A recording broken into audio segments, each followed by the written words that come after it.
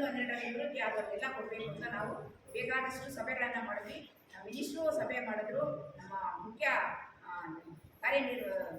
ಕಾರ್ಯದರ್ಶಿಗಳಾದಂಥ 3 ಜನ ಕಾರ್ಯದರ್ಶಿಗಳು ಬದಲಾವಣೆ ಆಯಿತು. ಅವರು ಎಲ್ಲ ಮಾಡಿದ್ರು. ಅವರು ಅದನ್ನು ನಿಮಗೆ ಕೊಡ್ತೀವಿ ಅಂತ ಭರವಸೆ ಕೂಡ ಕೊಟ್ಟರು. ಆವಾಗ ನಾವು ಒಂದು ದೊಡ್ಡ 3 ಸಂಘಟನೆಗಳು ನಾವು ಒಂದಾಗ್ಬಿಟ್ಟು ಒಂದು ಬೃಹತ್ ಮಟ್ಟದಲ್ಲಿ ಮುಷ್ಕರವನ್ನು ಬೆಂಗಳೂರಲ್ಲಿ ಮಾಡಿದ್ವಿ. ಅದೆಲ್ಲ ಆಯಿತು.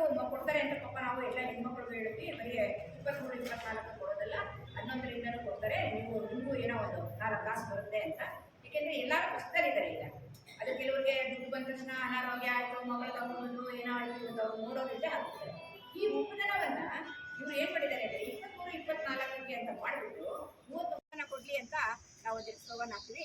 ಅಂಗನವಾಡಿ ಕಾರ್ಯಕರ್ತರು ಮತ್ತು ನಿವೃತ್ತಿ ಆದ ಸಹಾಯಕಿಯರಿಗೆ ಉಪಧನವನ್ನು ಬೇಕೇ ಬೇಕು, ಉಪಧನವನ್ನು ಬೇಕೇ ಬೇಕು, ಉಪಧನವನ್ನು ಬೇಕೇ ಬೇಕು. ರಾಜ್ಯ ಸರ್ಕಾರ ಬೇಕು, ಬೇಕೇ ಬೇಕು, ಉಪಧನವನ್ನು ಕೊಡುವವರೆಗೂ